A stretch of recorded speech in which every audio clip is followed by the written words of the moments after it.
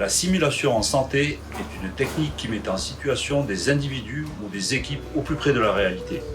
La simulation met en œuvre des pratiques de travail simulées à partir de scénarios élaborés en fonction d'objectifs atteints. La répétition de chaque geste est la garantie de la qualité des soins dans tous les domaines de la santé. S'entraîner, s'exercer, se tromper, recommencer, progresser soi-même, progresser avec les autres, apprendre à communiquer avec les patients, son entourage et des équipes. Parler lentement, posément, articuler. Je suis infirmier. Tout d'abord, on va juste... comment vous allez commencer? Là, je regarde les médicaments qui sont... Ouais. On va annuler le traitement. On ne peut pas vous donner le traitement pour... Je vais pas avoir mes petites gouttes? Mais en fait, c'est... C'est dommage parce que j'aime bien. On sait pas, en fait, c'est par rapport à votre dossier. On ne sait pas si vous êtes la bonne personne ou pas. Je vois que c'est rouge. Ah, ça fait mal quand ça aide quand même déjà. Avec là, aïe aïe aïe aïe. Normalement, si moi j'ai mon micro, je peux dire on arrête là, on est content. Mais de toute façon, c'est bien parce qu'elle a vu la rougeur, elle a peut-être pas eu la lumière.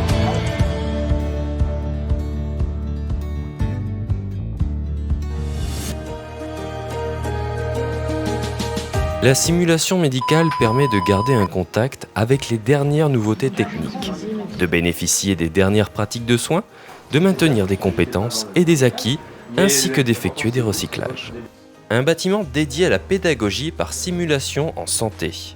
Un modèle de partenariat unique entre la DSCGR et l'IFPSS, pour un objectif commun, l'amélioration des pratiques en santé. Je trouvais que c'était très intéressant d'avoir autant de matériel.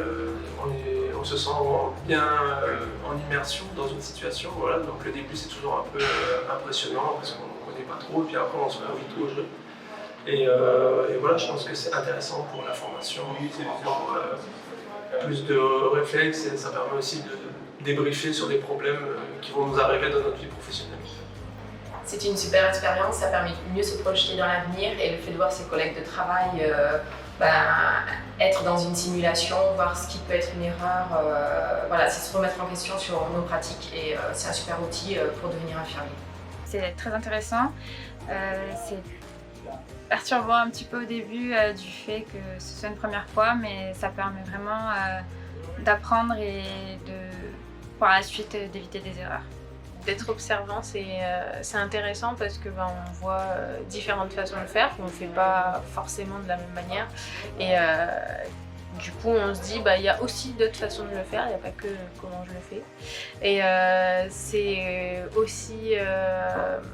ça nous apprend des choses aussi dans le sens où on n'aurait peut-être pas vu, donc notamment le débrief après qui est intéressant pour nous montrer d'autres erreurs qu'on n'aurait pas vues.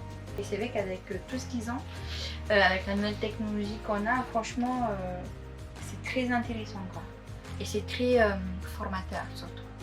J'ai vraiment beaucoup apprécié, c'était ce projet qu'il y avait chez les personnes qui étaient là, où, en Nouvelle-Calédonie, à Nouméa, où finalement les gens pouvaient, entre guillemets, descendre de l'aéroport, passer quelques jours ou quelques semaines en formation dans un centre, et puis ensuite aller sur les îles un peu plus éloignées, après avoir eu une formation de base aux gestes d'urgence, et éventuellement la renouveler tous les ans pendant une journée ou 2 journées, avec des formations extrêmement ciblées en fonction des problèmes qui ont été rencontrés pendant l'exercice. Voilà, donc je suis vraiment très heureux de pouvoir participer virtuellement à votre journée de présentation et d'inauguration de ce centre de simulation de Nouvelle-Calédonie. Et je vous dis à très bientôt. Au revoir.